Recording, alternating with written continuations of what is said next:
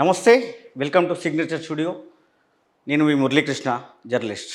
అసలు ఒరిజినల్గా ఎవరు నష్టపోయారు, ఎవరు పెట్టుబడులు పెట్టారు, ఎవరికి అన్యాయం జరిగింది, అలాంటి బాధితులే ఈరోజు మన స్టూడియోలో ఉన్నారు. వారితో కలిసి మాట్లాడి అసలు వాళ్ళకి జరిగిన అన్యాయం ఏంటి, వాళ్ళ పెట్టుబడులు ఏంటి, మంగ్లీ యొక్క తమ్ముడు మధు రమావతి అనే వ్యక్తికి ఉన్న ప్రమేయం ఏంటి, వాళ్ళకున్న సంబంధాలు ఏంటి, ఆ ట్రాన్సాక్షన్స్ ఏం జరిగినాయో అన్నీ మీకు ఆధారాలతో సహా చూపెట్టే ప్రయత్నం చేస్తాం. సో ఈ నేపథ్యంలోనే అడ్వకేట్ సుబ్బు గారు కూడా మన స్టూడియోకి ఇచ్చేశారు. ఈరోజు మంగ్లీ మీద బాధితుల పక్షాన తను కూడా ఇంకో కంప్లైంట్ ఇవ్వడం జరిగింది, బాధితులు కంప్లైంట్ ఇవ్వడం జరిగింది. ఈరోజు ఇచ్చిన కంప్లైంట్లో ఏముంది, నిన్న మంగ్లీ చేసిన ఆరోపణలపైన తన స్పందన ఏంటి, అనేక విషయాలు మనం తెలుసుకునే ప్రయత్నం చేద్దాం. సుబ్బు గారు రండి. నమస్తే అండి. సుబ్బు గారు, ఈరోజు మీరు పంజాగుట్ట పోలీస్ స్టేషన్లో వ్యక్తిగతంగా మీరు కంప్లైంట్ ఇవ్వడం జరిగింది. బాధితులందరిని తీసుకొచ్చి మీడియాకు వాళ్ళ వాంగ్మూలం ఇప్పించడం జరిగింది, వాళ్ళతో కూడా ఎఫ్ఐఆర్ చేయించడం జరిగింది. దానికంటే ముందర నిన్న మంగ్లీ ప్రెస్ మీట్ పెట్టి కొన్ని ఆరోపణలు కూడా చేసింది వ్యక్తిగతంగా మీ మీద. ముందుగా వాటి వివరాల్లోకి వెళ్తే, ఒకటి, అడ్వకేట్ సుబ్బు అనే వ్యక్తి ఫేమస్ అవ్వడం కోసం ఇదంతా చేస్తున్నాడు. రెండొక అంశం, శ్రీముఖి అంటే తనకు క్రష్, అయ్యో, తన కోసం చేస్తున్నాడు, తన ద్వారా బిగ్ బాస్లోకి వెళ్ళడానికి ప్రయత్నం చేస్తున్నాడు, నన్ను మెంటలీ ఫిజికలీ హరాస్ చేస్తున్నాడు, నన్ను డబ్బులు అడిగాడు అనేది తన యొక్క ఆరోపణలు మీ మీద. వాస్తవమా? ఇందులో నిజమెంత? అవాస్తవం అనేది నేను పొద్దున్న నుంచి మొత్తుకుంటున్నా కదండి. ఇప్పుడు అడ్వకేట్ సుబ్బు అనే వ్యక్తి ఈరోజు మీడియాలో లేడు. మీకు కూడా తెలుసు, మనం గత చాలా సంవత్సరాలుగా పరిచయం. ఎన్ని మీడియా ఇంటర్వ్యూలు ఇచ్చాం, ఎన్నో సామాజిక అంశాల గురించి మాట్లాడాం, ఎన్నో విషయాల గురించి కొట్లాడాం, ఫైట్ చేసాం. నాకు పేదల లాయర్ అనే పేరు ఉందండి. ఉచితంగా న్యాయ సలహాలు ఇవ్వడమే కాకుండా డబ్బులు ఉన్న వాళ్ళ దగ్గర న్యాయ సలహా ఇస్తే డబ్బులు లేని వాళ్ళ దగ్గర ఉచితంగా సలహాలు ఇవ్వడమే కాకుండా వాళ్ళ తరపున బాధితుల తరపున కోర్టులో కేసులు ఫైల్ చేసిన చరిత్ర నాది. ఇప్పుడు వచ్చిన ఈ కేసుకు సంబంధించిన వాళ్ళు ఎవరైతే ఉన్నారో వీళ్ళు ఒక్కళ్ళు కూడా కనీసం ఇప్పటివరకు నాకు ₹1 కూడా ఇవ్వలేదు. అయితే నేనేమంటానంటే, ఆవిడ చేసిన అలిగేషన్స్లో ఒక్కటి ప్రూవ్ చేయమనండి. ఇప్పుడు అడ్వకేట్ సుబ్బు నన్ను హరాస్ చేస్తున్నారు. ఎలా హరాస్ చేశా? ఫోన్ ద్వారా హరాస్ చేశానా? ఆమెకి ఏమన్నా వీడియో కాల్స్ చేసి హరాస్ చేశానా?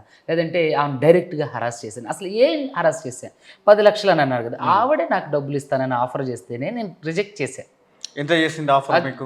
పెద్ద అమౌంట్, చాలా పెద్ద అమౌంట్. వాళ్ళ లాయర్ గారి ద్వారా నాకు డబ్బులు ఆఫర్ చేసి, ఎందుకు ఆఫర్ చేసింది? కేసు విత్డ్రా చేసుకోమని కదా, కేసు నుంచి వాళ్ళని తప్పించమని, వాళ్ళ మీద మాట్లాడిన ఫోటోలు వీడియోలు మీడియా నుంచి డిలీట్ చేయించమని సరే కోరింది. నేను ఒకటే అన్న. అలాంటప్పుడు నేను ఏమన్నానంటే, ముందుగా ఇది మాట్లాడదాం. అయితే మంగ్లీ చేస్తున్నటువంటి ఆరోపణల్లో ఒక్కటైనా నిజముందా ప్రూవ్ చేయమన్నాడు. ఒక్క ఆధారాన్ని నేను కనీసం నేనైనా సరే ఒక్కసారైనా తనకు ఫోన్ చేసిన దాఖలాలోనే చూపించమనండి. I agree with you. తను ఏది చెప్తే అది ఓకే. ఇక్కడ ఏంటనంటే, మీడియాని తప్పుదోవ పట్టించాలి. తను ఏంటంటే కులం కార్డు యూజ్ చేస్తుంది, నేను బంజారా బిడ్డని ఏడుస్తుంది అంటే, ఏడ్చేస్తే ఇక్కడ 100 మంది ఏడుస్తున్నారు. మీరు చూసినట్లయితే ఈరోజు ప్రెస్ మీట్లో కూడా దాదాపుగా మోసపోయిన వాళ్ళే 80% బంజారాలు ఉన్నారు. ఈ వద్దిపట్ల తాండా, చుట్టుపక్కల తాండా వాళ్ళు 150 కోట్లు ఇచ్చారని బాధితులే చెప్తున్నారు. ఈరోజు బాధితులను కొంతమందిని పిలిపించడం కూడా జరిగింది.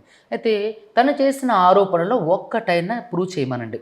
అవన్నీ అవాస్తవాలు. పాపం ఇంకొకళ్ళు ఎవరో బంజారా బిడ్డను రోడ్డు మీదకి లాగుతుంది. ఎప్పుడన్నా నేను ఆ అమ్మాయి పేరు ఎప్పుడన్నా నేను ఎక్కడన్నా తీసానా? మన ఈ ఇంటర్వ్యూలలో కానీ, ఈ కేసుకు సంబంధించి కానీ, ఇప్పుడు మంగ్లీనే మీరు డైరెక్ట్ ఆమెకు చెప్పారట కదా, శ్రీముఖి అంటే నాకు క్రష్ అండి, మాట్లాడించండి, కల్పించండి అని. శ్రీముఖి నాకు ఎందుకు తెలియదండి. తమన్నా సింహాద్రి కేసు నేను చేస్తాను. తమన్నా సింహాద్రి మీద హేమా గారు వేసిన కేసు ఉంది కదా, ఏది డిఫమేషన్ సూటు, ఆ డిఫమేషన్ కేసు నేను చేస్తాను. నాకు తమన్నా సింహాద్రి తీసుకెళ్ళి పరిచయం చేస్తుంది. ఏమని ఎందుకు అడుగుతా? ఆమెను తీసుకెళ్ళి పరిచయం చేయమని నేను అడుగుతానా? నేను ఏమన్నా పిచ్చోన్నా, లేకపోతే నేను ఆర్టిస్ట్నా? సో ఏంటంటే, కేసు ఎక్కడ ముదిరి చిలికి వానయ్యి తన మీదకి వస్తుందో అని చెప్పి భయపడి ముందుగానే మేల్కొని ఇలాంటి తప్పుడు ఆరోపణలు చేసి ఈ కేసుని డైవర్ట్ చేయడానికి ఈరోజు మీరు పోలీసులు పంజగుట్ట పోలీస్ స్టేషన్లో కూడా చూశారు కదా, ఒక న్యాయవాదిని కూడా చూడకుండా చాలా జిగుప్సాకరంగా వాళ్ళకు బ్రీత్ అనలైజర్ టెస్ట్ చేశారు. అంటే దాని ఉద్దేశం ఏంటి? ఎప్పుడన్నా కేసు చేయడానికి వచ్చినటువంటి అడ్వకేట్ జనరలీ మనం తాగి వాహనాలు నడిపినప్పుడు మాత్రమే బ్రీత్ అనలైజర్ పెట్టి మనం టెస్ట్ చేస్తారు. అవును.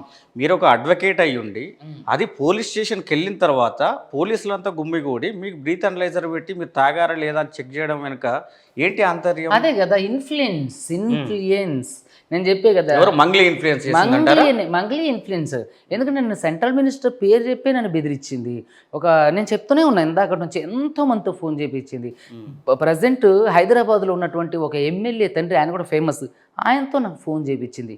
వాళ్ళ చెల్లితో నాకు ఫోన్ చేసింది. నిజంగా మీరు డ్రింక్ చేశారా మరి? ఏమన్నా డ్రింక్ చేస్తే పాజిటివ్ అని రావాలి కదా. 27 పాయింట్స్ కాఫీ తాగే వెళ్ళినాం. కాఫీ తాగితే జనరల్గా ఎవరికైనా సరే 20% 25% వస్తుందండి. కాఫీ తాగి వెళ్ళాం. నేను అది కూడా చెప్పా, నేను ఆర్గ్యుమెంట్ కూడా పెట్టుకున్నా. ఓకే, మీరు చేసేది తప్పు, నువ్వు అడ్వకేట్ కదా, అడ్వకసీని అవమానిస్తున్నారు, సో వస్తే పాజిటివ్ రావాలి కదా అని చెప్పి నేను ఆయన గట్టిగా నిలదీయడంతో అతను వెళ్ళిపోయాడు.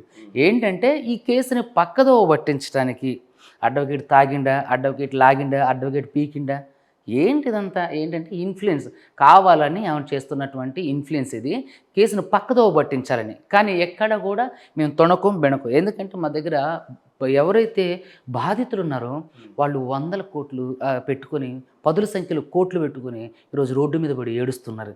దయచేసి నేను ఈ వేదికగా మంగ్లీ గారు ఆడి మీద కేసు పెట్టండి, ఆడిని తీసుకొచ్చి మాకు అప్పచెప్పండి, పోలీస్ స్టేషన్లో అప్పచెప్పండి. ఆ మంగ్లీ ఆ ప్రధాన నిందితుడితో నాతో ఫోన్ మాట్లాడించింది, నన్ను వెళ్ళి కలవమని.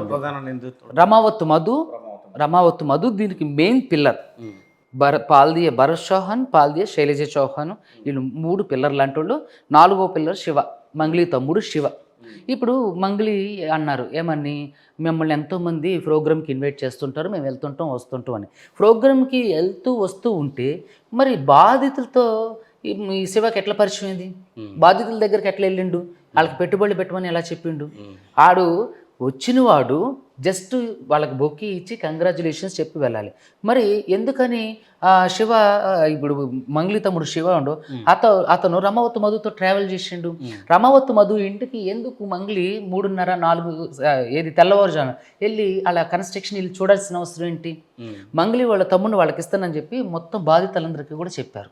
పెళ్లి కూడా ఉంటుంది, మీరందరూ రావాలని కూడా అన్నారు. దాన్ని శివ కూడా, ఎవరు మంగ్లీ తమ్ముడు శివ కూడా దాన్ని అంతా అంటే మాట్లాడడం జరిగింది. సో ఇవన్నీ ఉట్టిగానే జరుగుతాయా? సో ఏంటంటే వీళ్ళు మంగ్లీ వాళ్ళ ఇంటికి వెళ్ళి కూడా చాలామంది ఇక్కడ ఉన్న వాళ్ళల్లో హిమాకాంత్ రెడ్డి అని మంగ్లీ వాళ్ళ అపార్ట్మెంట్కి కూడా వెళ్ళారంట. మీరు ఆఫ్లైన్లో కూడా ఒక మాట చెప్పారు, మీ మిస్సెస్తో కూడా మాట్లాడడానికి ప్రయత్నం చేసింది, కన్విన్స్ చేయడం నిజం? అది వాస్తవం? అవునండి. అయితే నాకు వాళ్ళ పూజారి నాగేశ్వర గారి ఇంట్లో ఉన్నప్పుడు నాకు మా మిస్సెస్ ఫోన్ చేశారు, రెగ్యులర్గా ఎప్పుడు చేస్తుంటారు కదా, ఏమంటే భోజనానికి రావట్లేదు అని చెప్పేసి నాకు వీడియో కాల్ చేశారని.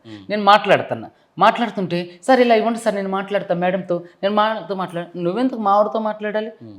నువ్వు ఎవరితోని మాట్లాడొద్దమ్మా, నువ్వు వచ్చింది పంచాయతీ చేసుకొని వెళ్ళిపోవాలి, నువ్వు బాధితులకు న్యాయం చేయాలి, మావాడితో నువ్వు ఎందుకు వీడియో మాట్లాడుతావు? నేను ఇవ్వలేదు.